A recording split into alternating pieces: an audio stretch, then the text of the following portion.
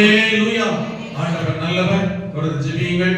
ஆமென். உங்கள் எல்லாரையும் பார்க்க சந்தோஷம். கர்த்தர் இந்த காலை நேரத்திலே உங்கள் ஒவ்வொருவரையும் தேவனை ஆராதிக்கும்படி கொண்டு வந்ததற்காக நம்மை ஒன்றாய் கர்த்தர் ஒரே இடத்தில் சேர்த்து நாம் ஆண்டவரை உயர்த்த கர்த்தர் பாராட்ட கிருபைக்காய் ஆண்டவரை நன்றியோடு துதிக்க வேண்டும். அல்லேலூயா. ஆமென். வாசிக்கலாம் வேதத்தில் யோவான் எழுதின சுவிசேஷம் 15ஆம் அதிகாரம் 16ஆம் வசனம். யோவான் 15:16 வசனம். எடுத்துட்டீங்களா? வாசிப்போம். கர்த்தரை மகிமைப்படுத்தலாம். ஆண்டவர் ஆசீர்வதிப்பாராக. நீங்கள் என்னை தெரிந்து கொள்ளவில்லை, நான் உங்களை தெரிந்து கொண்டேன். நீங்கள் என் நாமத்தினாலே பிதாவை கேட்டுக்கொள்வது எதுவோ அதை அவர் உங்களுக்கு கொடுக்கத்தக்கதாக நீங்கள் போய் கனி கொடுக்கும்படிக்கும் உங்கள் கனி நிலைத்திருக்கும்படிக்கும் நான் உங்களை ஏற்படுத்தினேன். நான் உங்களை தெரிந்து கொண்டேன். எதற்கு என்றால் நீங்கள் போய் கனி கொடுக்கும்படிக்கு நான் உங்களை தெரிந்து கொண்டேன். இதுல உள்ள ஒரு முக்கியமான வார்த்தை கவனிங்கள். அதை இன்னொரு இடத்திலேயும் இன்னொரு விதங்களில் கவனிக்க போகிறோம். என்னவென்றால் என் நாமத்தினாலே பிதாவை கேட்டுக்கொள்வது எதுவோ, ஆமென், நீங்கள் என் நாமத்தினாலே பிதாவை கேட்டுக்கொள்வது எதுவோ அதை அவர் உங்களுக்கு கொடுப்பார். நீங்கள் கேட்டுக்கொள்வது எதுவோ அதை அவர் உங்களுக்கு கொடுக்க வேண்டும் என்றால் நீங்கள் போய் கனி கொடுக்க வேண்டும். கனி கொடுக்கிறவர்கள் யாரோ அவர்கள் கேட்டுக்கொள்வதை பிதா அவர்களுக்கு கொடுப்பார். அல்லேலூயா. சில நேரத்தில் நம்ம ஜெபம் பண்ணும்போது இப்படி ஜெபம் பண்ணுவோம். ஆண்டவரே, என் நாமத்தினாலே நீங்க எதை கேட்டாலும் அதை கொடுப்பேன்னு சொல்லியிருக்கீங்க. கேளுங்கள் கொடுக்கப்படும் சொல்லியிருக்கீங்க. என் நாமத்தினாலே கேளுங்கள் பிதா மகிமைப்படும்படி கொடுப்பேன்னு சொல்லியிருக்கீங்க. கேட்கிற கொடுங்க, கேட்கிற கொடுங்க, கேட்கிற கொடுங்கன்னு சொல்லிட்டு இருப்போம். அப்படிதானே? நிதானமா கவனிக்கணும். என் நாமத்தினாலே நீங்க எதை கேட்டாலும் அதை உங்களுக்கு கொடுப்பேன். நல்லா கவனிக்கணும்.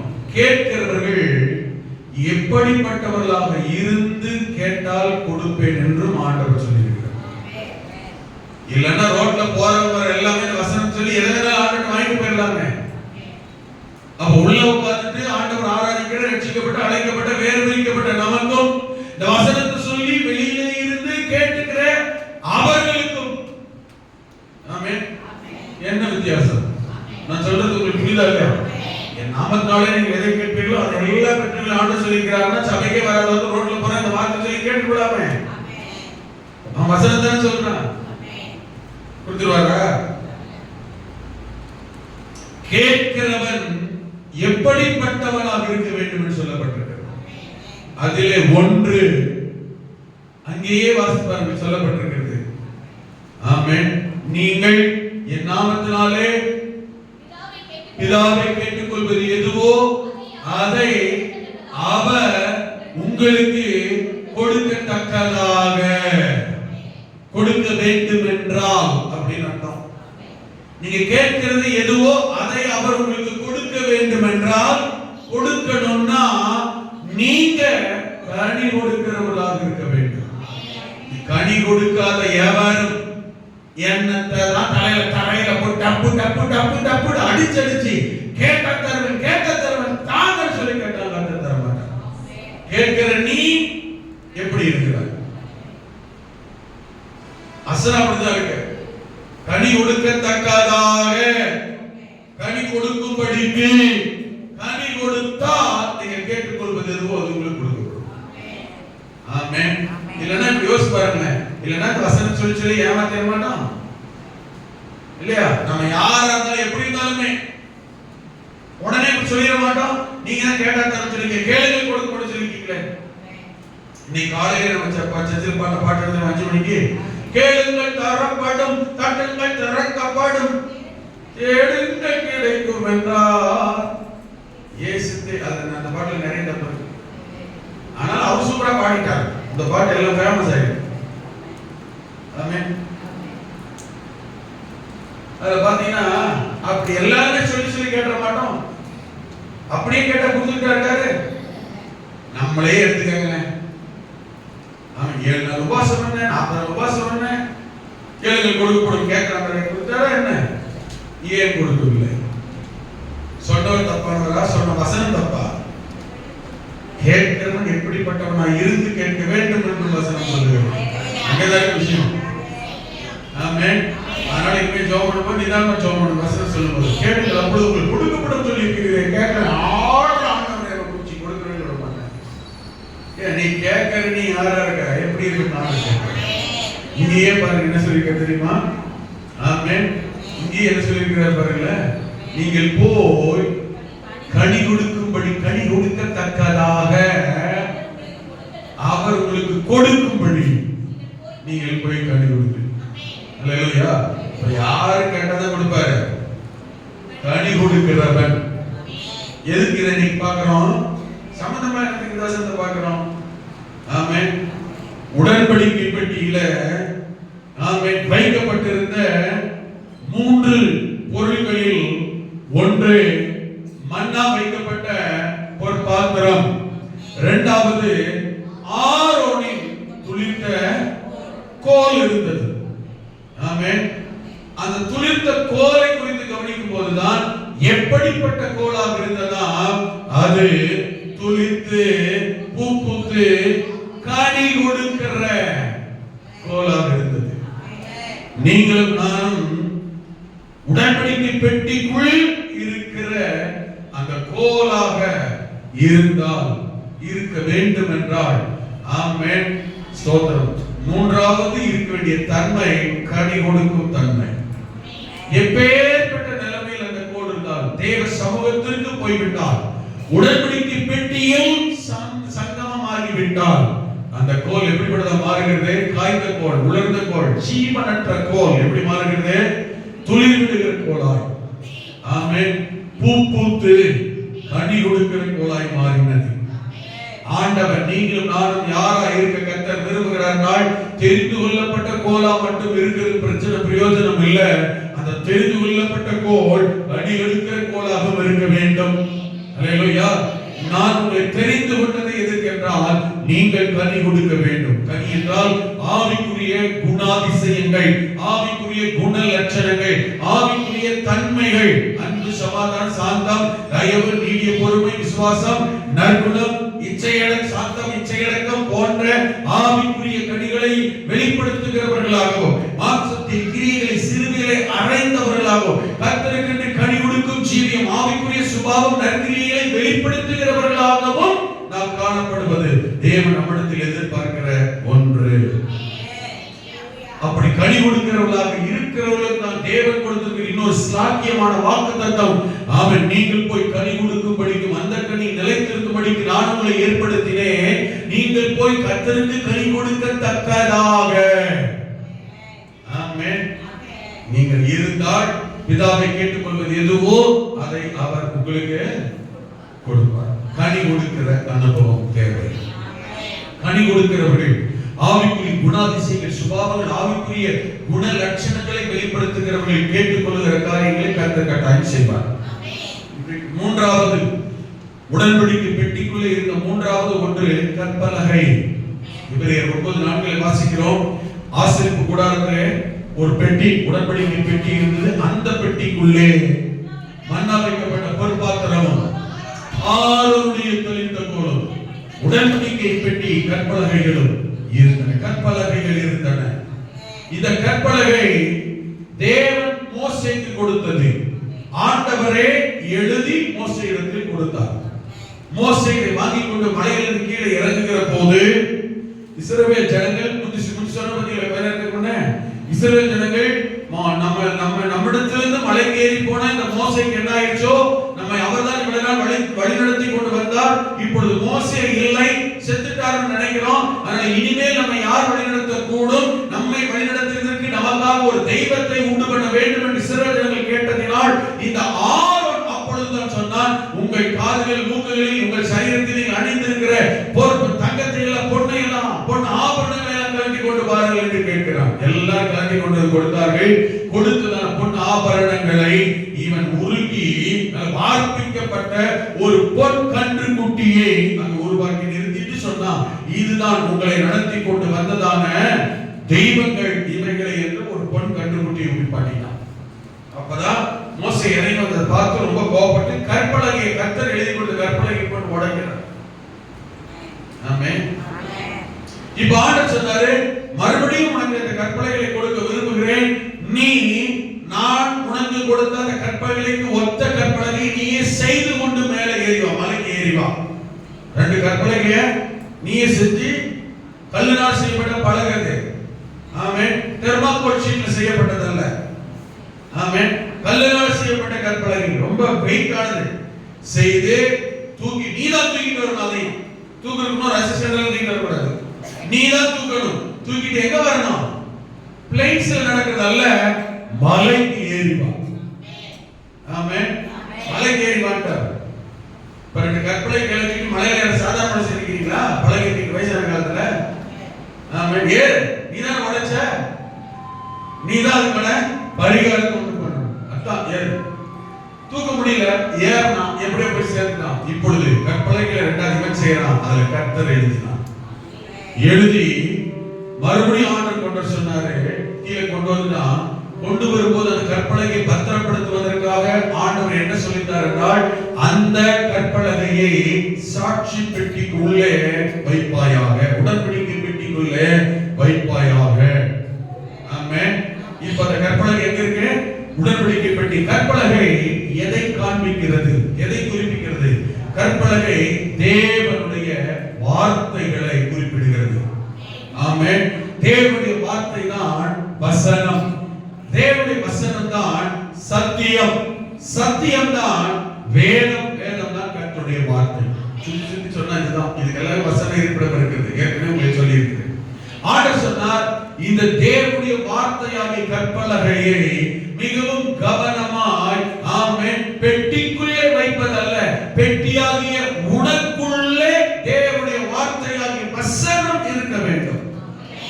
சங்கீதக்காரன் எழுதுகிறான், முதல் சங்கீதத்திலே 2ஆம் வசனத்திலே, இரவும் பகலும் கர்த்தருடைய வேதத்தில் தியானமாய் இருக்கிற, அதின் மேல் பிரியமா இருக்கிற, அதை வாசிக்கிற, தியானிக்கிற அந்த மனுஷன் பாக்கியவான். அல்லேலூயா. நீ சுருக்கமா சொல்ற டைம்ல உங்களுக்கு புரியுற கற்பலகை வசனம் வார்த்தை. ஆமென். இந்த கற்பலகை 10 கட்டளைகள் அடங்கியது. இந்த 2 கற்பலகை முன்னும் பின்னும் எழுதப்பட்டிருக்கும். ஒரு கற்பலகையில 5 முன்னும் பின்னும், இன்னொரு கற்பலகையில 5 வசனங்கள், கட்டளைகள் முன்னும் பின்னும். ஆக 10 கற்பனைகளும் இந்த கற்பலகையில் எழுதப்பட்டு இருந்தது. நல்லா கவனிங்க. இந்த 10 கற்பனைகளும் ஆமென் 5 பிரித்தால் முதல் 5 கற்பனைகள் தேவனை சார்ந்ததாக இருந்தது. ஆமென். அடுத்த 5 கற்பனைகளும் மனிதனை சார்ந்ததாக இருக்கும். மனிதனோடு தொடர்புடையதாக. முதல் கற்பனை என்ன? உன் தேவனாகிய கர்த்தரை உன் முழு இருதயத்தோடும் முழு பலத்தோடும். ஆமென். 10 கற்பனை எழுதி வாசிக்கிற இருதயம் கேட்கறது சொல்லப்பட்டிருக்கிறது. என்னையன்றி உனக்கு வேறே தேவர்கள் உண்டாயிருக்க வேண்டாம். 1. 2வது, நீ அவைகளை நமஸ்கரிக்கவும் சேவிக்கவும் வேண்டாம். ஆமென். 3வது, தேவனுடைய நாமத்தை தீனிலே வழங்காதிருப்பாயாக. 4வது, கர்த்தருடைய பரிசுத்த ஆராதனை நாளை பரிசுத்தமா என்ன செய்யணும்? ஆசரிக்க வேண்டும். ஆமென். 5வது சொல்லப்பட்டிருக்கிறது. ஆமென். கனம் பண்ண வேண்டும். தகப்பனையும் தாயும் கர்த்தரை கனப்படுகிறதை போல. அல்லேலூயா. கீழே சொல்லப்பட்டிருக்கிறது. அடுத்த 5 வாசிக்கிறானால் மேல இருக்கிற 5 தேவனோடு தொடர்புடையது. அடுத்த கீழே உள்ள 5 வாசித்தால் மனிதன் சார்ந்தது. கொலை செய்யாதிருப்பாயாக, விபச்சாரம் செய்யாதிருப்பாயாக, களவு செய்யாதிருப்பாயாக, பொய் சாட்சி சொல்லாதிருப்பாயாக, பிறனுக்கு உண்டான யாதொன்றையும் இச்சியாதிருப்பாயாக. அடுத்தவன், மற்றவன், பிறன் மனிதனை சார்ந்தது. முதல் 1 ஆண்டவரை சார்ந்தது. அடுத்த 2வது பிரிவு முதல் தேவனை சார்ந்தது. அடுத்தது மனிதனோடு தொடர்புடையது. புதிய ஏற்பாட்டில் வரும் பொழுது இப்பொழுது வாழ்கிற நமக்கு, புதிய ஏற்பாட்டு காலத்தில் வாழ்கிற நமக்கும் இந்த 10 கற்பனைக்கும் சம்பந்தம் தொடர்பு இருக்கிறதா என்றால் கட்டாயம் இருக்கிறது. நன்றாக கவனியுங்கள். புதிய ஏற்பாட்டிலே மத்தேயு சுவிசேஷம் 22ஆம் அதிகாரத்தில் ஒரு நியாய சாஸ்திரி ஒருவன், ஆமென், ஜட்ஜி, அவனுக்கு என்ன செய்கிறான்? ஆண்டவரிடத்தில் போகிறான். போயிட்டு ஒரு சதுசேயன் ஒருவன் போய் ஆண்டவரிடத்திலே கேள்வி கேட்கும் பொழுது அவனுக்கு கர்த்தர் பதில் சொல்லுகிறார். உடனே நியாயசாஸ்திரி பார்த்துவிட்டு இயேசுவிடத்திலே போகிறார். இயேசுவிடத்திலே போய் சொல்லுகிறார், ஆண்டவரே அவனுக்கு சரியான மறு உத்தரவு கொடுத்தீர், வாய் அடைச்சிட்டு நல்ல பதில் சொல்லி ரைட் தான் சொல்லிட்டு இப்பொழுது இவன் ஆண்டவரிடத்திலே கேட்கிறார், ஆண்டவரே கற்பனைகளில் பிரதான கற்பனை எது? உடனே கேட்கிறான். அப்பொழுது கவனிக்கணும், கற்பனையில பிரதான கற்பனை எது? இவன் என்ன நினைச்சு கேட்கிறான், 10 கற்பனை இருக்கு, இதுல எது பிரதானமானது, முக்கியமான அவன் ராஜரீக பிரமாணம் எது, முக்கியமான பிரதான கட்டளை எது? ஆண்டவர் என்ன சொல்வாரோ என்று பார்த்து கேட்கிறான். புதிய ஏற்பாட்டுல கவனிங்க, ஆண்டவர் அவனை பார்த்து பிரதான கற்பனை 10 தான்ப்பா அப்படின்னு சொன்னாரா? இந்த 10 ஆண்டவர் புதிய ஏற்பாட்டில் 2ஆக பிரித்து அவனை பார்த்து சொன்னார். 37ஆம் வசனத்திலிருந்து 40ஆம் வசனம் வரைக்கும் சொல்லும் பொழுது இயேசு அவனை நோக்கி, உன் தேவனாகிய கர்த்தரிடத்தில் உன் முழு இருதயத்தோடு, உன் முழு ஆத்துமாவோடு, உன் முழு மனதோடு அன்பு கூர்வாயாக. இங்கு எதுவுமே அறகுறையா இல்ல. ஆமென். எதுவுமே எப்படி கிடையாது. முடிந்தால் ட்ரை பண்ணு, முயற்சி பண்ணித்தான் பாரு, நேரம் இருந்தால் அப்படின்னு கர்த்தர் ஒரு நாள் சொல்லவே இல்லை. உன் தேவனாகிய கர்த்தரிடத்தில் கர்த்தரையும் கர்த்தரை சார்ந்த காரியங்களிலும் எப்படி இருக்க வேண்டும் தெரியுமா? முழு இருதயம், முழு மனது, முழு அன்பு. முடிஞ்சா நேரம் இருந்தா அறகுறையா, அறகுறை மனதோட வேண்டாம். ஆலயத்தை குறித்து சொன்ன ஆலயத்துக்கு இடம் வாங்கணும், வேண்டாம் வெறுப்ப ஒரு காரியத்தை செய்யாத, வேண்டாம் வெறுப்ப ஒரு காரியத்தை கொடுக்காத, வேண்டாம் ஒரு வெறுப்ப ஒரு காரியத்தை ஈடுபடாத. அதனால ஒரு பிரயோஜனமும் இல்லை. நீ செய்யறது சின்ன காரியமா இருந்தாலும் மனசார இதெல்லாம் என்னால முடியுது, இது இப்படிதான் என்னால செய்ய முடியும், இப்படிதான் என்னால வர முடியும், இப்படிதான் என்னால ஈடுபட முடியும், மனசார செய். கலாத்தியர் எழுதுகிறார், எதை செய்தாலும் மனுஷனுக்கு என்ன செய்யாத, பாஸ்டருக்கு செய்யாத, அந்த சகோதரிக்கு செய்யாத, மனுஷனை பார்த்து செய்யாத, கர்த்தருக்கென்றே நல் மனதுடனே மனப்பூர்வமா. இப்படி எல்லாம் எழுதிருக்கு ஸ்டெப் ஸ்டெப்பா. கர்த்தருக்கு செய்ய, மனப்பூர்வமா செய்ய, நல் மனசோட செய்ய, அதுதான் பலன். ஒரு டீ வாங்கி கொடுத்தாலும் மனசார செய். வந்துட்டாரு என்ன பண்றது, டீ வாங்கி கொடுத்தா ஆகணும், அதனால ஒரு செய்யாத பலன் பெற்று, அதனால ஒரு பலன் பிரயோஜனம் இல்லை. 2 காசு தான் இருக்கிறது. என்ன பண்றது, கேட்டாங்க, பார்த்துட்டாரு, அவர் தெரிஞ்சு போச்சு, நீ அப்படி செஞ்சுமே பிரயோஜனம் இல்லை. ஆமென். மனசார இல்ல, இதுதான் இவ்வளவுதான், இப்படிதான் கர்த்தருக்கு செய்யறேன், ஆண்டவருக்கு செய்யறேன், ஒரு சின்ன வேலையா இருக்கட்டுமே. அல்லேலூயா. கீழே ஒரு குப்பை, ஒரு அசிங்கம், ஒரு அழுக்கு இருக்கு, அதை துடைக்கணும், வலிக்கணும், எடுக்கணும்னு சொன்னா கூட வேண்டாம் இருப்பா, கஷ்டத்தோட. ஏனதான் நான் வலிக்கிறது 4 பேர் பார்க்கணுன்றதுக்காகவோ, சொல்லிட்டாங்கன்றதுக்காகவோ இல்லைங்க. யார் இருந்தாலும் இல்லாவிட்டாலும், யார் சொன்னாலும் சொல்லாவிட்டாலும், ஜெபம் நடத்தும் போது ஒருத்தர் நடத்துறாரு, 4 பேர் இருக்கிறாங்களே, அப்ப நான் கையை தட்டு பாடப்பட அல்லேலூயா துதிமகிமைன்றது இல்ல, யாருமே இல்லை. இப்ப நான் தனியா தான் இருக்கிறேன், நானும் என் தேவன். இப்ப எப்படி ஆராதிக்கிறேன்? அல்லேலூயா, மனசார. அதனால தான் சொன்னாரு, இது சொன்னது இயேசுவே, இது சொன்னது ஆண்டவரே. இந்த வார்த்தை வசனத்தை வைத்துதான் சாத்தானும் அவரிடத்தில் போய் சொன்னான், நீ தாழ விழுந்து வணங்கும். ஆண்டவர் அவன்டி சொன்னார், சோதனை காலத்திலே சொன்னார், சாத்தானே வேதம் சொல்லுகிறது, உபாகமத்தில் ஆண்டவர் சொல்லியிருக்கிறார், உன் தேவனாகிய கர்த்தரிடத்தில் முழு இருதயம், முழு மனது, முழு ஆத்துமா, முழு பலத்தோடு அன்பு கூர்வாயாக. அல்லேலூயா.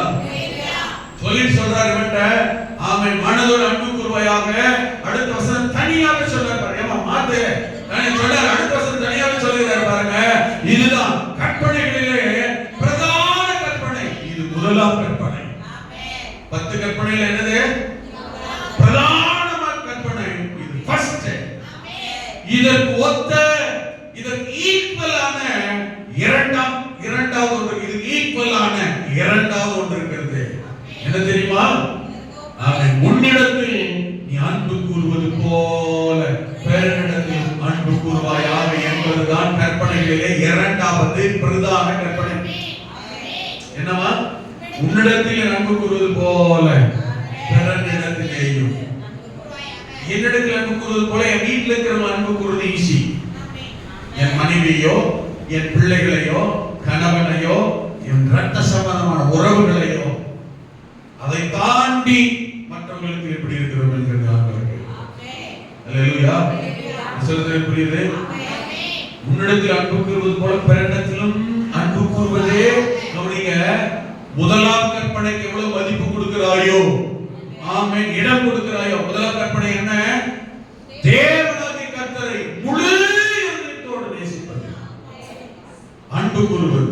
அதே போல பிறன் சகோதரனிடத்திலே மற்றவரிடத்திலே அன்பு கூறுவாயாக என்பது பிரதான கற்பனையில இரண்டாம் கற்பனை. முதல் பிரதான கற்பனை தேவனிடத்தில் அன்பு கூறுவது. இரண்டாம் பிரதான கற்பனை மனிதனிடத்தில் மற்றவரிடத்தில் அன்பு கூறுவது. இந்த முதல் பிரதான தேவனை சார்ந்த கற்பனை பழைய ஏற்பாட்டில் 5 கற்பனை. முதல் சொன்னேன் 5ல முதல் தேவனை சார்ந்தது, அதுக்கு ஈக்குவலானது தேவனை சார்ந்தது. இரண்டாவது அதுக்கு அடுத்து 6 to 10 இருக்க பழைய ஏற்பாட்டு 10 கற்பனையில அது இரண்டாவது பிரதான கற்பனை உன்னிடத்தில் மனுஷனை சார்ந்தது. உன்னிடத்தில் அன்பு கூறுவது, மற்றவரிடத்தில் அன்பு கூறுவாயா. முடிஞ்சிருச்சு. 10 ஆர்டர் என்ன பண்ணிட்டார் புதிய ஏற்பாட்டுல? ரெண்டா சொல்லிட்டார். இந்த ரெண்டு தீவிரமா இறங்கி ஆழமா ஆராய்ச்சி பண்ணா சுத்தி எல்லாம் அந்த பழைய ஏற்பாட்டு கற்பனை இருக்கிற தேவனை சார்ந்த முதல் 5 கற்பனை போலவே தான் இருக்கும். மத்த 6 to 10 உள்ள மனிதனை சார்ந்த கற்பனை தான் புதிய ஏற்பாட்டில் சொன்னோம். உன்னை போல மனுஷனை நேசி, மற்றவனை நேசி. 2 ஆகிட்டார். 10 எத்தனை ஆகிட்டாரு? அல்லேலூயா. இதை நீ கடைபிடிப்பாயாக. இந்த 2 கற்பனை மிக மிக மிக முக்கியமானது. தேவனை நேசிக்க வேண்டும், தேவனிடத்திலே அன்பு கூற வேண்டும். கவனிங்க, ஆண்டவரை ஆராதிக்க வந்திருப்பது, சபைக்கு நீங்கள் வந்திருப்பது என்ன நோக்கம்? மிக முக்கியமான விஷயங்க. ரொம்ப சாதாரணமானதுதான், ஆனா முக்கியமான ஒன்று. சபைக்கு வந்திருக்கிற நோக்கம் என்ன? ஆராதனைக்கு வந்திருக்கிற நோக்கம் என்ன? உங்கள் தேவைக்காகவா? உங்கள் பிரச்சனை, உங்கள் எதிர்பார்ப்புக்காகவா? அல்லது தேவன் மேலுள்ள அன்பினாலா? தேவன் மேலுள்ள அன்பினால் என்றால் என்ன காரணம், என்ன தேவை, என்ன நெருக்கம், என்ன பிரச்சனை ஆனாலும் ஆராதனையை தள்ள மாட்டோம், ஆராதனை ஒதுக்க மாட்டோம், ஆராதனை உதாசீனப்படுத்த மாட்டோம். ஆலயம், சபை, ஜெபம் இவைகளை ஒதுக்க மாட்டோம். எல்லாமே தேவனை சார்ந்த கற்பனை தான். தேவன் மேலுள்ள அன்பு என்றால் அன்பின் நிமித்தம் தேவனை நேசிக்கிறோம் என்றால், தேவனிடத்தில் அன்பு இருக்கிறது என்றால் மனிதனை காண்பித்தோ, மற்றவர்களை காண்பித்தோ, ஊழியக்காரனை காண்பித்தோ, எவரை காண்பித்துமே நான் தேவனை நேசிக்கிறதை அவன் தள்ளி போட மாட்டேன், உதாசீனப்படுத்த மாட்டேன். புரியுது? அல்லேலூயா. யாருக்காக செய்யறேன்னு சொல்லுவோம், யாருக்காக வர்றேன்னு சொல்லுவோம், யாருக்காக போறேன்னு, மனுஷனுக்காகவா, அவருக்காகவா, இவங்களுக்காகவா? நெவர். யாருக்கு சொல்லுவோம்? நான் செய்யறது மனுஷனுக்கு இல்ல, கர்த்தருக்காக.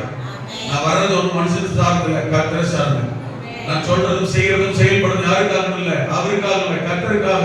ஏன்னா நான் தேவனை நேசிக்கிறேன். சகலமும் அன்பினால் செய்யப்பட வேண்டும்.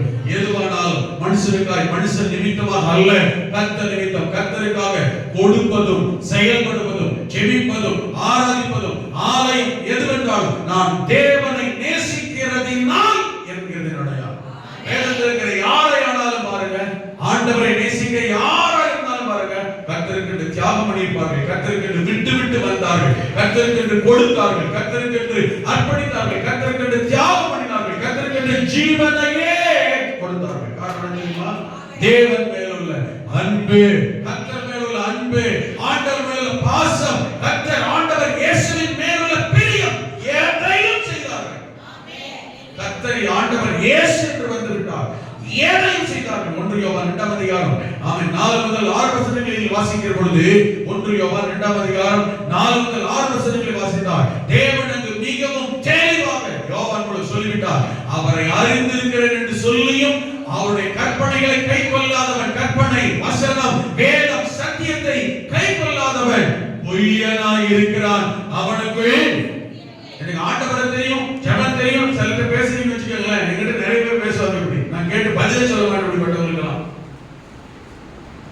எங்களுக்கு ஆண்டவரை தெரியும், எங்களுக்கு சபையை தெரியும், எங்களுக்கு கர்த்தரை தெரியும். கொஞ்ச நாளைக்கு முன்ன ஒருத்தர் ஒரு வீட்டுக்கு போனாங்க. போகும்போது அவங்க என்ன சொன்னாங்க, ஐயா நாங்களும் சின்ன பிள்ளையில இந்த சபை இருக்கிற இடத்துல விளையாடி இருக்கிறோம், எல்லாம் மரம் இருக்கிறவங்க விளையாடி இருக்கிறோம். உங்களுக்கு முன்னே அந்த பாஸ்டர் தான், அவரை தெரியும், இந்த பாஸ்டர் தான், இவரை தெரியும், இவங்களை தெரியும், அவங்கள தெரியும். ஏயா நான் வர்றதுக்கு முன்னே அவங்க தெரிஞ்சிருக்கு, இவங்களை தெரிஞ்சிருக்கு, இந்த சபை கட்டட பில்டிங் இப்படி மாறணும்னு இங்க கொய்யா மரம் தெரிஞ்சிருக்கு, இங்க இருந்து மாமரம் தெரிஞ்சிருக்கு, குழந்தை மாதிரி ஏறி இதுல விளையாட தெரிஞ்சிருக்கு. இப்ப என்னையா போட அவர் என்ன சொல்ல வர விரும்புறாருன்னா, நீ எல்லாம் இப்ப வந்தாலும் உனக்கு முன்னே உனக்கு தெரியும், சபை தெரியும், சபை சத்திரத்தை தெரியும், உனக்கு கர்த்தர் தெரியுமா? முதல்ல என்ன சொல்ல வர்றாருன்னா, அவர் அவ்வளவு பெரிய ஆளாம், நீ எவ்வளவு பெரிய ஆளான்னு நினைச்சிய? அல்ல உங்கதாக்கியா? நான் சொல்ல புரியுதா இல்லையா? நீ எவ்வளவு பெரிய ஆளா, யாராலும் தெரிஞ்சா புரியல, உனக்கு கர்த்தரை தெரியல, சபையை தெரியல, ஆண்டவரை தெரியலையே. ஆமென்.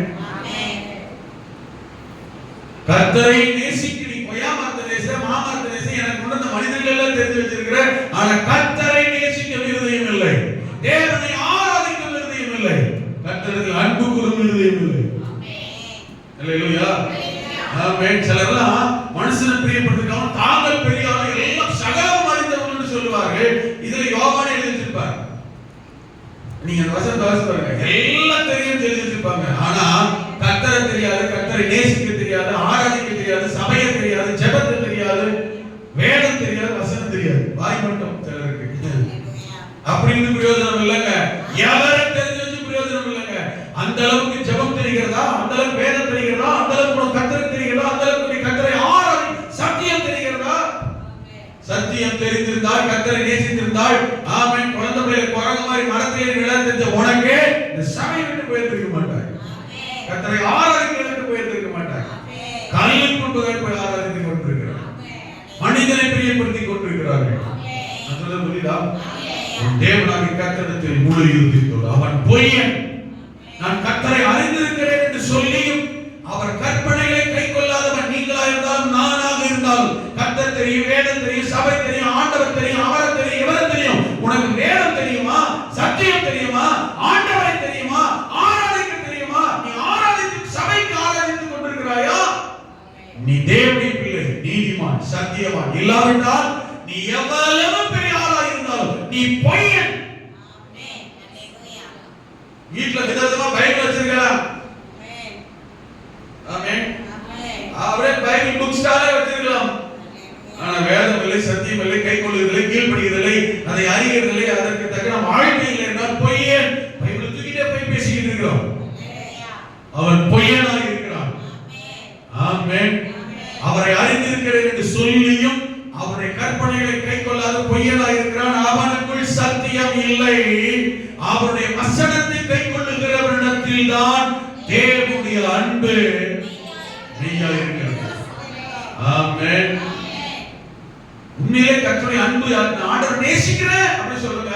இத்த பெரிய தாலி மாதிரி சிலுவை தொங்க விட்டுருக்கிறனால இல்ல. ஆமென். நிறைய பேர் என்ன காட்டுறாங்க தெரியுமா? இந்த பாத்தீங்களா உடனே அப்படி உள்ள தரம் பிடிச்சிட்டு சிலுவையை காட்டுறது பாத்தீங்களா?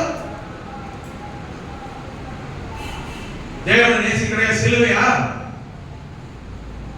போய் பாருங்க, ஓட்டத்துல பிச்சை எடுக்கிறவங்க என்ன தெரியுமா? கிறிஸ்தவனை காட்டி பிச்சை எடுக்கிற சிலுவை மாட்டிட்டு காட்டுறான். சிலுவைன்ற வார்த்தைக்கு அடையாளம் தெரியுமா? பாடு. அதை மாட்டிக்கிற எல்லாரும் வாழ்க்கையிலும் பாருங்க, பாடு உபத்திரவம் சொல்லி மாறாது.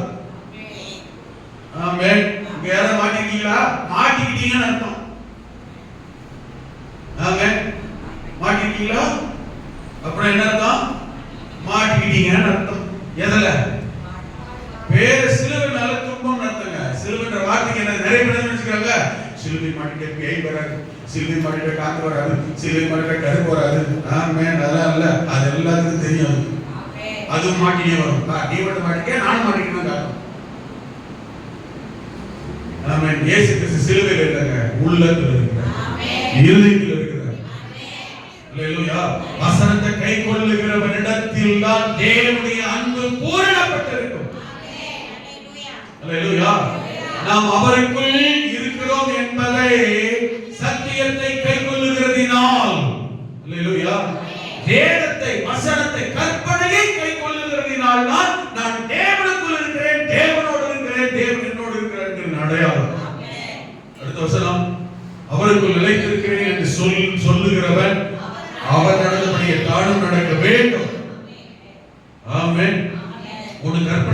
சொல்லணும், அவர் நடந்த வழியில் அவர் சொன்ன வழியில் நடக்கும். வலதுகரத்தை ஞாபகம் சொல்லுங்க. அல்லேலூயா. சுருக்கமாய் முடிக்கிறேன். மனிதனை நேசிக்கிறேன் என்று சொல்லுகிறவர் ஆமென் போட்டேன். அவனும் நேரம் ஆகல, நான் ஜெபம் பண்ணதான் நேரம் முடியும். அக்கா வந்து ரெண்டு ஒரு சேர திரும்பி பார்க்கிறார். ஆமென். எவ்வளவு பின்னால வாட்ச் வச்சாலும் முன்ன இருந்து இங்க நம்ம திரும்பி பார்க்கிறார். ஆமென். எனக்கு மட்டுமே டைம் கிடைக்கணுன்றதுக்காக தான் அதை வச்சிருக்கேன். ஆனால் நான் அதை ஃபாலோ பண்றதில்லை. அப்படி இருந்துமே முன்னாடி இருந்து அப்படி பின்னாடி திரும்பி பார்க்கணும்.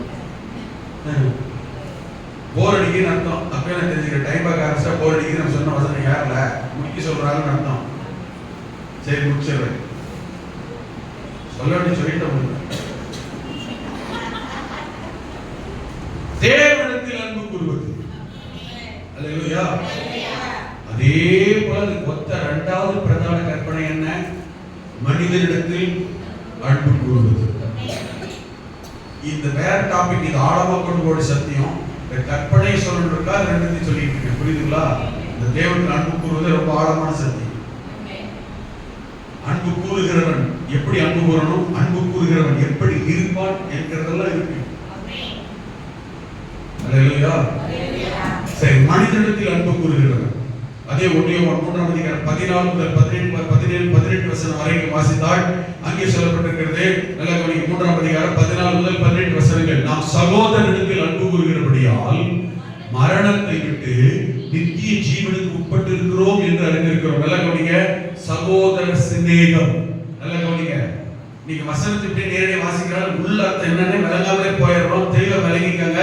சகோதர சிநேகம், சகோதரனை நேசிக்கிறவன், கண்ட சகோதரனை நேசிக்கிறவன், தன்னுடைய சகோதரனை நேசிக்கிறவன், அவன் ரத்த சம்பந்தமான உறவு உடன்பிறப்புகளை நேசிக்கிறவன், சகோதரர்களா இருக்கிறவர்களை, சகோதரிகளா இருக்கிறவர்களை, சகோதர சிநேகத்தில் இருக்கிறவர்கள் நரகத்தை விட்டு நீங்கி நித்திய ஜீவனுக்கு ஏற்றவர்களாக இருக்கிறார்கள் என்று சொல்லுது. சகோதரத்தில் அன்பு கூறாதவன் மரணம். சொல்லப்பட்டிருக்கீங்களா? அந்த மரணம் சொல்லுகிறது நரகத்தை காண்பிக்கிறது. ஆமென். கீழே வசனத்தை பாருங்க. தன் சகோதரனை பகைக்கிற எவனும் மனுஷ கொலைபாதகனாக இருக்கிறான். சகோதரனை பகைக்கிறவன். நல்ல கவனிங்க. யாரை காமிச்சு சொல்றோம்னா, நீங்க வேதத்தை முந்தின பக்கத்தில் வாசிக்கும் காயின் ஆபேலை குறித்து சொல்லிட்டு தான் வசனத்துல சொல்லுவாங்க. நம்ம காயின் வந்து என்ன செய்யல, சகோதரனை நேசிக்கல. யாரா மாறிட்டா? கொலையே செய்யறத மாறிட்டா. அதைத்தான் சொல்றாரு. சகோதரனை பகைக்கிறவனும் மனுஷ கொலைபாதகனாக இருக்கிறான். மனுஷ கொலைபாதகன் எவனோ அவனுக்கு நித்திய ஜீவன் நிலைக்கிறார். கேள்வி வசனம் இவன் மாத்திக்கிறார். அவர் தம்முடைய ஜீவனை, இயேசு அவருடைய ஜீவனை நமக்காக கொடுத்ததினாலே அன்பு எப்படிப்பட்டது என்பதை அறிந்திருக்கிறோம். ஆமென். ஒரு சகோதரனை கொலை பண்ணிட்டான். ஆனா இயேசுவோ நம்முடைய மூத்த சகோதரன் என்று வேதம் சொல்லுகிறது. அவரோ நமக்காக ஜீவனையே கொடுத்தார். ஜீவனை எடுக்கல, ஜீவனை கொடுத்ததினால் அன்பு என்பது கருதுகிறோம். நாமும் சகோதரருக்காக ஜீவனை கொடுங்க கடனாளிகள். இந்த வசனத்துல கொஞ்சம் வாசி பாருங்க. இதெல்லாம் நம்முடைய வேதம். கிறிஸ்தவர்கள் எப்படி இருக்குது என்பதற்கு. சில சகோதரர்கள் சகோதரர்கள் வீட்டுக்கு வராங்கன்னா இவங்க வீட்டை கூட்டிட்டு போயிருவாங்க. ரொம்ப நல்ல சகோதர சிநேகம். இந்த வசனத்துல வாசி பாருங்க. ஹலோ, இது சாதாரணமான விஷயம் இல்ல. இத நான் நேத்து வாசிக்கும் போது வசந்த பிரசன்ட் ஆயிட்டு வரும்போது கர்த்தருக்கு கூட சொல்றேன். நானே கொஞ்ச நேரம் யோசித்தேன். நாம நம்ம சகோதரர்கள் என்ன செய்யறோம்? கொஞ்ச நாளைக்கு முன்னே உண்மை ஓப்பனா சொல்லி ரெக்கார்டிங் ஆகிட்டு இருக்கு. எங்க வீட்டுல வசந்த கேட்கவும் செய்வாங்க. வசந்த கேட்கறாங்க. ஆனாலும் என்ன செய்யல, யோசிக்கல, வருத்தப்படல, வெக்கப்படல. கொஞ்ச நாளைக்கு முன்னாடி எனக்கும் எங்க சகோதரன் அண்ணனுக்கும் கொஞ்சம் மனஸ்தாபம். எங்க ரெண்டாவது அருள் இருக்கிறாரு. அவர் வார்த்தை சொன்னார். அவர் வார்த்தை சொன்னதுக்காக எனக்கு அவர் மேல மனஸ்தாபம் வந்துச்சு. என்னை எதை வச்சு யார் சொன்னாலும் என்ன செய்ய மாட்டேன், பெருசா நினைக்க மாட்டேன். அடிச்சா கூட வாங்கிட்டு வந்துடுவேன். ஆனால் அழைப்பையும் ஊழியத்தையும் ஊழியக்காரங்கிற நிலைமையும் குறித்து, கிறிஸ்தவன் என்பதை குறித்து யார் பேசிட்டாலும் என்ன செய்ய மாட்டேன், என்னால ஏற்றுக்கொள்ள முடியாது. ஆமென். ஊழியத்தையும் அழைப்பையும் ஊழியக்காரங்கிற நிலைமையும் எதையாவது இதை குறித்து சொல்லிட்டாலும் என்ன செய்ய மாட்டேன். ஏன்னா நான் கர்த்தரை சார்ந்தவன். அன்னைக்கு எலியாவை ஆண்டவரை கேட்டான். ஆண்டவரே, நான் உடைய ஊழியக்காரன் என்றும் நீ என்னை அழைத்திருக்கிறேன், என்னோடு இருக்கிறேன், இன்றைக்கு காண்பிக்கும் அப்பதான் கர்த்தர் வானத்தில் அக்கினி இறங்கி காமிச்சார். அப்பதான் சொன்ன கர்த்தரே தேவன். அதனால அந்த காரியங்கள் என்னை யாராலும் சரி நான் ஏற்றுக்கிற மாட்டேன். அந்த மாதிரி விஷயத்தை பேசும்போது அது ஒரு சின்ன ஒழுங்கு வந்துருச்சு. ஆமென். எனக்கு மனசுல வருத்தம் ஏற்பட்டுவிட்டது. அவர் மேல மனசுல வருத்தம் ஏற்பட்டுச்சு. வருத்தம் ஏற்படும் போது எனக்கு அவர்கிட்ட பேசவே முடியல. பேசல. நான் கிட்டத்தட்ட ஒரு மாசம் பக்கம் போன் பண்ணவே கிடையாது. நான் பார்த்தது தெரியும். வீட்டில் நான் தான் முதல்ல ரட்சிக்கப்பட்டேன்னு தெரியும். நான் தான் முதல் ஊழியக்காரன் தெரியும். எல்லாம் தெரிந்துமே அந்த அழைப்பை குறித்தும் அபிஷேகத்தை குறித்தும் இவர் என்ன செஞ்சாரு? இவ்வளவு அசால்ட்டா பேசிட்டாரு. என்னை பத்தி கேளுங்க. மகன் என்கிற உறவை விட, சகோதரன் என்கிற உறவை விட, மாமன் மச்சான்கிற உறவை விட, சம்பந்தக்கார மருமகன் என்கிற உறவுகள் எல்லாவற்றையும் விட நான் கர்த்தருடைய பிள்ளை என்கிற உறவு தான் எனக்கு நம்பர் ஒன். உண்மையாக ஏதோ வீட்டுக்கு பலிபீடத்தில் பெருசா பேசுறதா நினைக்காதீங்க. ஆமென். எங்க சித்தப்பா ஒரு முறைய எங்க அப்பா பேச சொல்லி, நீ தனசேகரன் சோ என்னுடைய மகன்றனால என் வீட்டு வாசல் மெதிக்க போறேன், நீ பாஸ்டர் கிறிஸ்தவன்றனால என் வீட்டு வாசல் மெதிக்க மாட்டேன்னாரு. 3 வருஷம் 2 வருஷத்துக்கு மெதிக்கல. கிறிஸ்தவருக்கு போவேன். பகையெல்லாம் கிடையாது. போன் பண்ணுவாரு, வெளியில எல்லாம் பார்ப்பாரு. அப்பெல்லாம் சொல்லுவாரு, வீட்டுக்கு வந்து போக கூடாதா, இவ்வளவு தூரம் வரமாட்டேன்ற, இவெல்லாம் வரான், நம்ம வீட்டுக்கு கூட வரமாட்டேன்றான், என்னன்னு சொல்லி பார்த்தாரு. அவரே ஒரு முறை யோசித்து, இவனை தெரியாம ஒரு நாள் ஒரு வார்த்தை கேட்டேன், பாஸ்டர் என் அண்ணன் மகன்றான் உன்னை வீட்டு வாசல் மிதிக்கிறேன், உன்னை வீட்டு வாசல் மிதிக்க வைக்கிறேன், நீ கிறிஸ்தவன், நீ ஒரு போதகர், ஒரு பாஸ்டருக்கெல்லாம் வீட்டு வாசல் மிதிக்கிறது ஒரு தகுதி இல்லைன்னா பார்த்தீங்களா? அப்படிப்பட்ட சித்தப்பனும் வேணா ரத்தம் வரப்பா என்ன உங்களுக்கு புரியுதா? முதல் நாள் யாரு? ஆணுடைய பிள்ளை. ஆணுடைய பிள்ளைங்கிறக்காக என் வீட்டு வாசல் மிதிக்க மாட்டேன்னு சொன்னா என்னதுக்கு அப்புறம் 2-3 வருஷம் வீட்டு வாசல் இருக்காது. ஆனா பார்ப்பேன், வெளியில பார்ப்பேன், கல்யாணத்துல பார்ப்பேன், சாவுல பார்ப்பேன், என்னப்பா நல்லா இருக்கீங்களான்னு கேட்பேன். பகையெல்லாம் கிடையாது. அவர் என்ன வாசல் வீட்டு வாசல் மிதிக்க மாட்டேன். அப்படி ஒண்ணு மிதிக்கிறார். சொர்க்கமா ஒரு வீடு பண்ண, சொர்க்கமா பரலோகமா இல்ல கர்த்தர் இருக்கிற இடமா? நான் சொல்ல புரியுதா உங்களுக்கு? அந்த கர்த்தர் இருக்கிற இடமா பரலோகமா சொர்க்கமா? அது ஐயோ அந்த வீட்டு வாசல் மிதிக்க போறமே நமக்கு என்ன கிடைக்கின்ற, நான் வரட்ட உனக்குத்தான் நஷ்டம், காலை அடிக்கிறது. அப்புறம் இங்க ஒரு இடத்துல பார்த்துதான் அவரே அடிக்கிட்டார். நீங்க வார்த்தை சொல்லிட்டேன், சரி சொன்ன தப்புதான்ப்பா, அதுக்காக வந்து நிறைய போக மாட்டாரு, மனசுல வச்சுக்காத. அப்போ உணர்றதுல நீ. ஆமே. அதுக்கப்புறம் எத்தனையோ காரியம் அதுக்கு பிறகு ஜோம் பண்ண கூப்பிட்டாங்க. நான் பிறந்த அதுக்கப்புறம் 2 பேரும் வீட்டுக்கு போகணும். அதுக்கப்புறம் ஜோம் பண்ணணும். போன ஜோம் பண்ணி வரவே மாட்டேன். இடையில சமயத்தில் கூட மரக்கட்டா தலையில் முடிச்சு உயிர் போராடுற மாதிரி ஆயிட்டாரு. என்னை வந்து மருந்து பார்க்கல, வர சொல்லுன்னு சொல்லிவிட்டாரு. வீட்டுக்கு போய் ஆஸ்பத்திரி போய் ஜோம் பண்ணிட்டு கை நிறைய நான் தான் காசு கொடுத்தேன். அது போய் போட்டு சொல்றாங்க, கையில காசு கொடுத்து எழுப்பினார் ஜோம் பண்றதுக்கு. நின்று ஜபம் பண்ணிட்டு கர்த்தர் அடுத்த சுகம் தாங்கன்னு சொல்லிட்டு ஜபம் பண்ணிட்டு வந்தேன். அப்படின்றக்காக நான் போவேன். அண்ணனோ தம்பியோ அப்பாவோ அம்மாவோ சித்தப்பனோ பெரியப்பனோ மாமனோ மச்சானோ அது எங்க அண்ணன் இப்படி சொல்ல ஒரு வார்த்தை என்கிட்ட சொல்லிட்டாரு. அவ்வளவுதான். நான் வந்து 1 மாசம் போன் பண்ண எப்படி இருக்கீங்களோ கேட்கல. ஆனா நான் யாரு? ஊழியக்காரன் இல்லையா? இந்த வசனத்தை வாசிக்கிறேன், 20 வசனத்தை வாசிக்கிறேன், அந்த கடைசி வசனத்தை வாசிக்கிறேன், 18 வசனத்தை. வசனத்தினாலும் நாவினாலும் அல்ல, கிரியினாலும் உண்மையினாலும். 4 இது வாசிங்க. நம்முடைய இருதயமே நம்மை குற்றவாளிகளாக தீர்க்குமானால் தேவன் நம்முடைய இருதயத்தில் பெரியவராக இருந்து சகலத்தை அறிந்திருக்கிறார். 4:20. ஆமென். கண்ட சகோதரனிடத்தில் அன்பு கூறாமல் இருக்கிறவன் தான் காணாத தேவனிடத்தில் எப்படி அன்பு கூறுவார்? அவ்வளவுதான். வசனம் வாசிக்கிறேன். இந்த வசனத்தை நான் வாசிக்கிறேன். இது ஏற்கனவே தெரிஞ்சது, வாசிக்கிற வசனமா? அந்த சூழ்நிலை அந்த இடத்துல இந்த வசனத்தை வாசிக்கிறேன். என்னன்னு சொல்லி தெரியுமா? தேவனிடத்தில் அன்பு கூறுகிறேன் என்று ஒருவன் சொல்லியும். நான் நான் காலையில இருந்து சாயங்காலம் உபவாசம் போட்டு கத்திரத்துல உருண்டு புரண்டு அந்நிய பாஷையிலேயே அப்படியே பேசுறேன். என்ன வசனம் சொல்லிச்சு தெரியுமா? தன் சகோதரனிடத்தில் அன்பு கூறுகிறேன் என்று ஒருவன் சொல்லியும் தன் சகோதரனை பகைத்தால் அவன் பொய்யன். சொல்லி முடிச்சிட்டான். ஏய் பாஸ்டர், காலையில இருந்து சாயங்காலம் வரைக்கும் உபவாசம், ஜெபம், அந்நிய பாஷை. ஆனா கூட போற சகோதரன் என்ன இல்ல, பேசியவன் நல்லாச்சு, விசாரிச்சவன் நல்லாச்சு. அவன் யாரு? ஊழியக்காரன் இல்ல. நீ யாரு? பத்து பேசுறாங்க வசனம் பலர் பலர் பலர் சிறையில் அறையுது. நான் தான் உபதேசிக்கிறேன், நான் தான் பிரசங்கம் பண்றேன். ஆமென். நீ பொய்யன். யாரை பார்த்து சொல்றாரு? இல்லையா நான் பிரசங்கம் பண்றேன், நான் பிரசங்கியாளர், நான் ஊழியக்காரன், நான் அவசியம் பண்றேன், ஜெபம் பண்றேன், சுகமாகுது, பேய் ஓடுது, என்னை பார்த்து பொய்யன்றீங்க. இல்ல, நீ பொய்யன். நீ பொய் சொல்லுகிற. வசனம் என்னோடு பேசுகிறது, சத்தியம் கற்பனை கிரியை செய்கிறது. தான் கண்ட சகோதரனிடத்தில் அன்பு கூறாமல் இருக்கிறவன் தான் ஆண்டவரை பார்த்தியா? எனக்கு நீங்க சொல்லுங்க பார்க்கலாம். நான் ஆண்டவரை பார்த்து வந்தேன், கதையெல்லாம் வரக்கூடாது.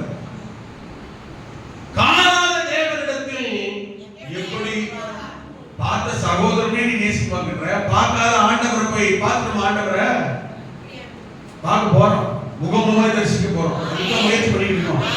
ஆமென். காணாத ஆண்டவரே பார்க்கல, பார்க்காம ஆண்டவரை ஆராதிக்கிறது விசுவாசம். உங்களுக்கு ஏன் விசுவாசம் பேரு? ஆண்டவர் நேரடியா பார்த்துட்டு இருக்கோம், பரலோகத்தை நேரடியா பார்த்துட்டு இருக்கோம், கிடையவே கிடையாது, பார்க்கவே இல்லை, ஆனாலும் ஆராதிக்கிறோம். அது விசுவாசம்.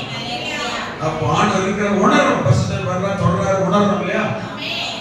நேரடியா தத்துவமா பார்க்க முடியாது, ஆண்டவர் ஆராதிக்கிறோம். காணாத சகோதரனை கண்ட சகோதரனை என்ன செய்யற? நேசிக்க மாட்டேன், பேச மாட்டேன், முழுங்கி திருப்பிட்டு இருக்கிற. காணாத தேவனை நேசிக்கிறேன்னு சொல்றேன், கண்டவனே பார்த்து உங்களுக்கு கண்ணில் பார்க்கறவனே உன்னால அன்பு செலுத்த முடியல. பார்க்காத ஆண்டவர் அன்பு செலுத்த கிடையாதுற, பொய்யா சொல்ற. ஏன் பொய்யன்னு? உண்மையாவங்க. ஒரு வெள்ளிக்கிழமை காலையில் வந்தேன், உபவாசம் வந்தேன், கத்தோலிக்க ஆபீஸ்ல உட்காந்து வசனத்தை வாசிக்கிறேன், கூட கத்தர் பேசுறாரு. உடனே என்ன செஞ்சேன்? அவரு யாரும் இல்ல, ஊழியக்காரன் இல்ல. நீ யாரு? ஊழியக்காரன். அவர் வசனத்தை உபதேசிக்கிறவர் இல்ல. நீ யாரு? வசனத்தை உபதேசிக்கிறவன். எல்லாம் தெரிஞ்சு நீங்க வீஞ்சிக்கிட்டு நீ பேசி விசாரிச்சு இவ்வளவு நாள் ஆச்சு. அவன் அப்படிதான் சொல்லுவான். ஈக்குவலா ரெண்டு பேரும் எப்படி இருக்கீங்க? ஈக்குவலா எப்படி இருக்கீங்க? கர்த்தரோட பேசுறாரு. உடனே வெள்ளிக்கிழமை உபவாசம் வந்தேன், கர்த்தர் சொல்லி முழங்கால் போட்டேன். நான் தான் எங்க அண்ணனுக்கு ஃபோன் பண்ணேன். அன்னைக்கே ஆமென் சொல்லுங்க. ஹல்லேலூயா.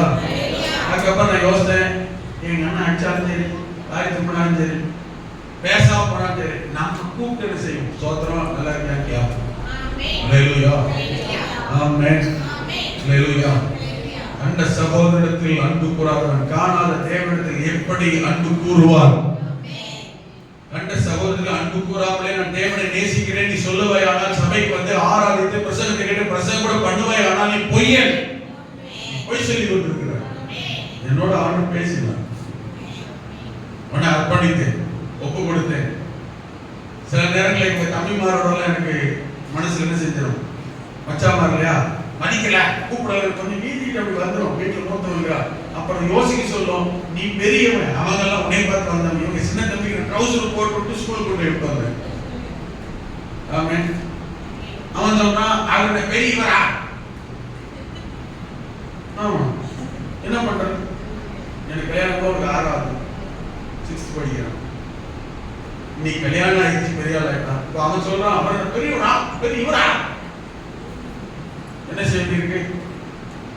சரி, நான் பெரியவன், நீ சின்னவன், அப்படிதான் பேசுவ எழுது.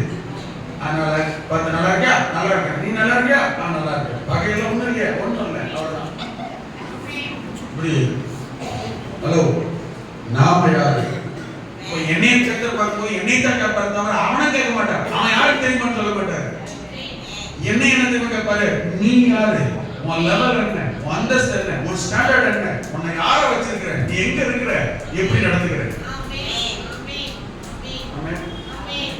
இப்ப அதையும் விட்டுட்டு என்ன செய்யறதுன்னா எல்லாம் வட்டாரம் செய்யல. நான் தப்பா சொல்லல, வீடியோ ரெக்கார்டிங் ஆகிட்டு எங்க குடும்பங்கள் எல்லாம் பாக்குறாங்க, இவங்களும் பாக்குற எல்லாரும். ஆமென். இவங்க 2 தம்பிமார் கல்யாணம் ஆச்சா? உண்மை சொல்றேன், 2 தம்பிமார் கல்யாணத்துக்கு கூப்பிடுறது இல்லை. இப்படி என்ன உண்டா? ஹலோ சொல்லுங்க, இப்படி என்ன உண்டா? நான் மூத்த மருமகன்.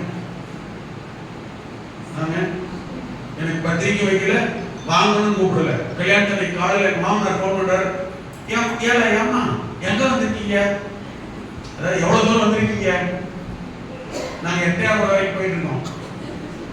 ஆமே கூப்பிடவும் சொல்லணும்ல, கேட்கறாங்க எங்க வந்திருக்கீங்க, எங்க வந்திருக்குன்னே தெரியாம தான் வந்திருக்கு. நான் சொல்றேன், அன்னைக்கு அப்படி கூப்பிடல, ஆனா போய் நின்னோம். எதுக்கு தெரியுமா? செய்ய வேண்டிய செய்முறை கிடையாது. செய்ய வேண்டிய அன்பளிப்பெல்லாம் என்ன செஞ்சோம்? அன்பை எப்படிதான் காட்டுவீங்க? கொண்டு போய் கொடுத்து தான் காட்டிட்டு தான் வந்தோம். ஏன் தெரியுமா? மாம்சீகத்துல முடிவெடுத்துன்னு வச்சுக்கோங்க, எவர் வீட்டு வாசல் மதிக்க மாட்டோம். நான் 2வது கல்யாணம் பண்ணானே, என்ன கூப்பிடவே கிடையாது. ஆனா சர்ச்சு கட்டிட்டான் தான், போன் பண்ணி அதான் சர்ச்சு பில்டிங் கட்டிட்டோம், வாங்க நீங்க வந்து ஒரு ஆசீர்வாதம் பண்ணி ஜெபம் பண்ணிட்டு போகணும். ஏக்காமா நீ வந்து கிளம்பிட்டியா? அன்னைக்கு கல்யாணத்துக்கு கூப்பிடல. கல்யாணத்துக்கு கூப்பிடல, எதுக்கு வந்து கூப்பிடுற? இத்தனைக்கு பொண்ணு வீட்டுல போய் உட்கார்ந்து பேசி முடிவு பண்ணிட்டு வந்து நான் தான் 3 முறை போயிருக்கேன். ஆமென். எதுக்கு சொல்லணும்? ஒரு குற்றமா இல்ல. இந்த வசனத்தை சொல்லும்போது நான் என்னை நிதானித்து உங்களுக்கு மாதிரியாக காண்பிக்க விரும்புகிறேன். ஆனா நான் போனேங்க. ஆமென். இதுக்கு பிரேயர் கூட்டம் இல்ல, சர்ச் பிரேயருக்கு உடனே போனேங்க. ஆமென். போயிட்டு நான் தான் அதான் ஜெபம் பண்றீங்களா, செய்தி கொடுக்குறீங்களா, அப்புறம் என்ன கொடுக்குறீங்களா, முடிவு ஜெபம் பண்றீங்களா? எனக்கு இது 2 வேணாம். எங்க போனா என்ன பண்றேன், எனக்கு 10 நிமிஷம் கொடு, வசனத்தை சொல்றேன். அல்லேலூயா. மனசார வாழ்த்து சொன்னேன், ஆசீர்வதிச்சு. நான் நினைக்கவே இல்லை, இவன் கல்யாணத்துக்கு உண்மையாக மூத்த மருமகன் கல்யாணத்துக்கு பத்திரிக்கையில வாங்கணும் கூப்பிடல என்ன உண்டாங்க. ஆனா நான் போறேங்க. எதாச்சும் தெரியுமா? முன்னே உள்ள மாம்சீகத்தில் முடிவெடுத்து வச்சுக்கோங்க. சொல்லுங்க, வீட்டு வாசப்படி மிதிக்க முடியுமா? மூத்த மருமகனை எப்படி கூப்பிடுற ஒழுங்குமுறை பைபிள்ல இருக்கு. இயேசுவே கல்யாண வீட்டுக்கு அழைக்கப்பட்டிருந்தார். இயேசுவை கல்யாணத்துக்கு கூப்பிட்டனால கல்யாணத்துக்கு போனார். தெரியுமா? எல்லாம் ஆண்டோட பிள்ளைங்க தானே, அன்பு தானே. இது சொந்தக்காரங்க என்ன? இயேசுவோட சொந்தக்காரங்க எனக்கு தெரியும். உங்களுக்கு ஆழம் வாசி பாருங்க. இல்லைன்னா அவங்க அம்மாவுக்கு என்ன வீட்டு முழுக்க போய் வாரி வரைஞ்சிக்கிட்டு வேலை செய்ய வேலை. ஹலோ, புரியுதா? சொந்தக்காரங்க என்ன? ஆனா முறைப்படி இயேசு அழைக்கப்பட்டிருந்தார். எனக்கு முறை கிடையாது, அழைப்பு கிடையாது. ஆனா நான் போனேன். ஒன்னே ஒன்று தெரியுமா? ஆண்டவரை கேட்பாரு, அவனும் ஒரு சகோதரன் தான். சகோதரன் அனந்தமே மட்டும் நினைக்காதீங்க. சகோதர சிநேகம் என்பது எல்லாத்தையுமே குறிக்கும். மாமா, மச்சான், அண்ணன், தம்பி, அப்பா, அம்மா, சம்பந்தக்காரன், உறவுக்காரன் எல்லாரையும் குறிக்கிற சகோதர சிநேகம். சொன்னாங்க, எனக்கு 2 பேருமே கல்யாணம் கூப்பிடல, 2 கல்யாணம் 2 பேருமே கூப்பிடல. ஆமென். என்ன சொல்றாங்க தெரியுமா? ஏன் சண்டை நினைச்சுக்கிறாருங்க. நான் இதை சொல்றேன், நீங்க இது தப்பா விளைக்கிறீங்க. சண்டை கூச்சல் ஒண்ணும் கிடையாது. கேட்டிருக்கேன், எங்க மாமனார் அழகா ஒரு பதில் சொன்னார். என்ன தெரியுமா? நீங்க நான் அடுத்த ஆளால உங்களுக்கு பத்திரிக்கை வச்சு கூப்பிடணும். அவ போயிருவோம். அன்புதான். நீங்க யாரும் இப்படி நினைச்சு கூடாது. நம்ம பாஸ்டர் சூர் சொல்றே கிடையாது. அதனால அவங்க சம்பந்தக்கார வீட்டுல பத்திரிக்கை வைக்காத போயிடுவாரு. நம்ம வீட்டுல கல்யாண பத்திரிக்கை வைக்காட்டாலும் வந்துருவாரு நினைச்சுக்காதீங்க. யாராவது சொல்லலன்னா கல்யாண பத்திரிக்கை வைக்கலன்னா கட்டாயம் வரமாட்டேன். அந்த ஸ்தானம் வேற, இந்த ஸ்தானம் வேற. ஹலோ, எங்க இருக்கீங்க? இங்கதான் இருக்கீங்களா? நான் இருக்கிற இந்த லெவல் இடம் வேற, இந்த ஸ்தானம் வேற, அந்த ஸ்தானம் வேற. அது சகோதர சிநேகம். இது சகோதர சிநேகம் இல்ல. நான் உங்களுக்கு ஊழியக்காரன், தேவனுடைய ஊழியக்காரன், உங்கள் ஆவிக்குரிய தகப்பன்.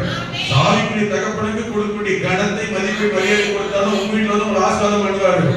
வசனத்துல இருக்க 8 ஊழியக்காரன் கனம் பண்ணணும்னு அவர் நம்ம சூர் சொன்னே கிடையாது. அவர் கூட்டாலும் சோத்து போயிடுவாருன்னு கொடுக்குறேன். அல்லேலூயா. நான் சொல்றேன், சகோதர சிநேகம். போனேன், அந்த வாரம் போனேன், ஊழியத்துக்கு போனேன், நான் போய் ஆசீர்வாதம் பண்ணேன், ஜெபம் பண்ணேன், மனசார வாழ்த்து சொன்னேன். மனசுல ஒரு கல்லோட வஞ்சம் வச்சுன்னு நினைச்சுக்கோங்களேன், இன்னைக்கு இந்த வசனத்தை பலிபீடத்துல துணிகரமா நம்ம பிரசங்கம் பண்ண முடியாது. எத்தனை பேருக்கு புரியுது? கர்த்தருடைய சபையில பலிபீடத்துல துணிகரமா பிரசங்கம் பண்றேன்னா இந்த வசனம் என்னோட பேசி இருக்குது, ஒப்பு கொடுத்திருக்கேன், கீழ்ப்படிஞ்சிருக்கேன். ஆமென். சத்தியத்தை நான் அதற்கு எப்படி இருக்கிறேன் நிதானித்து பார்த்து ஏற்படுத்தியிருக்கிறேன். அதை கடைபிடிக்கிறேன், இல்லாட்ட சொல்ல முடியாது. அல்லேலூயா. ஆமென். உறவுகள்ல சிக்கல் வராம இருக்காதுங்க, பிரச்சனை வராம இருக்காதுங்க, மனவருத்தங்கள் வராம இருக்காதுங்க. ஆனா நீங்கள் நான் யார் தெரியுமா? நாம் சத்தியவான்கள். ஆமென் சொல்லுங்க. பொய்யர்கள் அல்ல, சத்தியவான்கள். அல்லேலூயா. ஆமென். கடைசியா நான் ஒரு நிறைய விஷயம் இருக்கேன். கடைசியா ஒண்ணு, மனுஷ தேவனுக்கு அன்பு கூறுவதை போல மனுஷனுக்கும் அன்பை காண்பீங்கள், மன்னியுங்கள், தியாகம் பண்ணுங்கள், ஒப்பு கொடுங்கள், ஏற்றுக்கொள்ளுங்கள். ஆமென். தேவன் ஆசீர்வதிக்கிறார். ஒரே ஒரு வசனம் சொல்லிட்டு ஜெபம் பண்ண போறோம். ஆரம்பத்தில் என்ன சொன்னேன்? நீங்கள் எதை கேட்டாலும் உங்களுக்கு செய்வார். எப்போது? கனி கொடுக்கல இருப்போது. இங்க ஒரு வசனத்தை வாசி பாருங்க. ஆமென். அங்கே சொல்லும் பொழுது அதே நான் 1 யோவான்ல 3:5 அதிகாரம் வாசிங்க 3:21-22 அதுதான். பிரியமானவர்களே, அந்த வசனத்தை பாருங்களேன், கொஞ்சம் நிதானமா கவனிங்க. ரொம்ப முக்கியமான காரியம். பிரியமானவர்களே என்னன்னு கூப்பிடுறாரு? சொல்லுங்க, என்ன கூப்பிடுறாரு? இந்த வார்த்தை ரொம்ப முக்கியம்ன்றதுனால தான் மறுபடியும் சொல்றேன். கேஷுவலா வாசி போறது இல்ல. யாரா? எப்படிப்பட்டவங்களா? கவனிங்க, இந்த பிரியமானவர்களே யார கர்த்தருக்கு பிரியமானவர்களேன்னு கூப்பிடுறாரு? ரொம்ப முக்கியம். எப்படிப்பட்டவங்களை பார்த்து சொல்ற? ரொம்ப முக்கியம். வாசிங்க. நீங்க யாரா? அப்படிதான் இருக்கணும். எப்படி இருந்தா எப்படிப்பட்டவங்களா இருப்போம்? கீழே வாசி பாருங்க. நம்முடைய இருதயம் நம்மை குற்றவாளிகள் என்று தீர்க்காது இருந்தால். என்ன வசனம் புரியுதா? நம்முடைய இருதயம் குற்றவாளிகள். இப்ப கவனிங்க. இப்ப இவ்வளவு சொன்னேன், எங்க அண்ணன் அப்படிப்பட்டாரு, எங்க மச்சான் மாதிரி அப்படிப்பட்டாங்க சொன்னா இல்லையா? இப்போ அவங்க செஞ்சதுக்கு ஈக்குவலா நான் இப்படித்தான் இருப்பேன்னு இருந்தா வசனத்துக்கு கீழ்ப்படியல. இப்ப நான் யாரா இருக்கேன்? குற்றவாளியா இருக்கேன். இப்ப என் மனசுக்கு என் மனசுக்கு என்ன யாரா சொல்லல? குற்றவாளி சொல்லல. ஃப்ரீ மைண்டா இருக்கேன். ஏன்? அவங்க பண்ணது மாதிரி நான் பண்ணல. வசனத்துக்கு நீ ஒப்பு கொடுத்தேன், கீழ்ப்படிச்சேன், கீழ்ப்படிட்டேன். ஆமென். இப்ப நான் யாரா இல்ல? கர்த்தருடைய பரல வசனத்துக்கு நான் யாரா இல்ல? அந்த விஷயத்துல குற்றவாளியா இல்ல. குற்றவாளிகள் என்று தீர்க்காதிருந்தால் நாம் தேவனிடத்தில் எப்படி இருக்கலாம்? தைரியமா இருக்கலாம். அந்த தைரியத்தை தேவனுக்கு ஏத்திக்கிறது ஆண்டவரை ஆச்சரியமா கேட்கிற தைரியம் இல்லங்க. இது என்ன தைரியம் தெரியுமா? கீழே வாசி பாருங்க. அவருடைய கற்பனைகளை நாம் கை கொண்டு வசனத்தின்படி கீழ்ப்படிந்து கை கொண்டு அவருக்கு முன்பாக பிரியமானவைகளை நாம் செய்கிறபடியினால் நாம் வேண்டிக் கொள்ளுகிறது எதுவோ அதை அவராலே பெற்றுக் கொள்கிறோம். கரங்களை தட்டி கர்த்தரை மகிமைப்படுத்தலாம். ஆமென். என்ன புரியுது? நீங்கள் வேண்டிக் கொள்ளுகிறது எதுவோ அதை அவராலே பெற்றுக் கொள்கிறோம். அங்க வாசிக்கும் முதல்ல நீங்கள் தேவனிடத்தில் வேண்டிக் கொள்வது எதுவோ அதை அவர் உங்களுக்கு தந்தருளுவார். இங்க என்ன அதே யோவான் இங்க என்ன வாசி இங்க என்ன எழுதுறாரு? நான் தேவனுடைய கற்பனைகளை கைக்கொண்டு அவருக்கு பிரியமானவைகளை செய்தால் தைரியமாய் ஆண்டவரிடத்திலே நாம் வேண்டிக் கொள்கிற எதுவானாலும் அவர் அதை நமக்கு தந்தருளுவார். ஒன்று, கனி கொடுக்கிறவர்களாக. 2, கற்பனைகளுக்கு கீழ்ப்படிந்து அவர் விரும்புகிற காரியத்தை செய்கிறவர்களாக இருந்தால் நாம் வேண்டிக் கொள்வது எதுவோ அதை அவர் நமக்கு தந்தருளுவார். இப்ப தைரியமா சொல்ல முடியும், நான் கேட்டா கர்த்தர் தருவார். ஏன்? நான் அவருக்கு பிரியமானதை செய்கிறேன். அதனால நான் யாரு? பிரியமானவன் என்று சொல்ல முடியும். நீங்க நாங்களும் தான் அவருடைய கற்பனையை கைக்கொள்கிறோம், வசனத்துக்கு கீழ்ப்படுகிறோம், அவருடைய வார்த்தையின்படி நடக்கிறோம். அதனால நான் அவரிடத்தில் கேட்கிறதை அவருடைய கட்டாயம் தருவார். நீங்கள் கேட்கிறதை கர்த்தர் தருவார். ஆமென் சொல்லுங்க. ஏன்னா நீங்க பிரியமானவர்கள். எப்போது பிரியமானவர்களாய் மாற முடியும்? அவருக்கு பிரியமானதை. அப்படின்னா என்னது? அவருடைய கற்பனைகளை கைக்கொள்ளுகிற போது நான் அவருக்கு பிரியமானதை செய்கிறேன். அவருக்கு பிரியமானதை செய்கிறதினால் நான் அவரிடத்தில் கேட்டு வேண்டிக் கொள்ளுகிறது எதுவோ அதை அவர் தருவார். ஆமென் சொல்லுங்க. நீங்கள் வேண்டிக் கொள்ளுகிறதை அவர் தருவார். நான் வேண்டிக் கொள்ளுகிறதை கர்த்தர் தருவார். ஆமென். ஒரு கனி கொடுக்கிறவர்களாய், இரண்டாவது கற்பனையை கைக்கொள்ளுகிறவர்களாய் இருக்கும் பட்சத்தில் தேவன் நாம் வேண்டிக் கொள்வதை தர வல்லவர். கற்பனை முக்கியம். கற்பனை, வசனம், வேதம், சத்தியம் முக்கியம். வசனம், வேத, சத்தியத்தை கேட்கிற கற்றுக்கொள்ளுகிறதில் நிலைத்திருந்தால், அதிலே நிலை கொண்டிருந்தால், ஆமென். கவனிங்க, நாம் கேட்டுக்கொள்வதை நமக்கு செய்கிற தேவன். அந்த கற்பனை, கற்பலகை, வசனம் எங்கே இருந்தது? உடன்படிக்கை பெட்டியாகிய நமக்குள் கற்பனையாகிய அந்த வசனம் இருக்கும்போது ஆசீர்வாதம். தொடர்ந்து கடைசியா என்ன கவனிக்க போகிறோம்? அடுத்த வாரம் உடன்படிக்கை பெட்டி தொட்டதினால் ஏன் ஊசா செத்தான்? ஆரம்பத்திலே சொன்னேன், அது சொல்லாம விட மாட்டாங்க. ஆமென். அதை கவனிக்க கர்த்தர் கிருபை செய்வார். இந்த காலை நேரத்தில் கண்களை மூடுவோம், ஜெபம் பண்ணுவோம். கனி கொடுக்கும் போதும் கற்பனையை கை கொள்ளுகிற போதும் அவருக்கு பிரியமானவர்களாக இருக்கிறோம். அவருக்கு பிரியமானதான நாம் அவருடைய கற்பனைகளை கை கொண்டு பிரியமான செய்கிறபடினால் நாம் வேண்டிக் கொள்கிறதை கேட்கிறதை கர்த்தர் செய்துவிட வல்லவர். கரங்களை உயர்த்தி ஆண்டவர்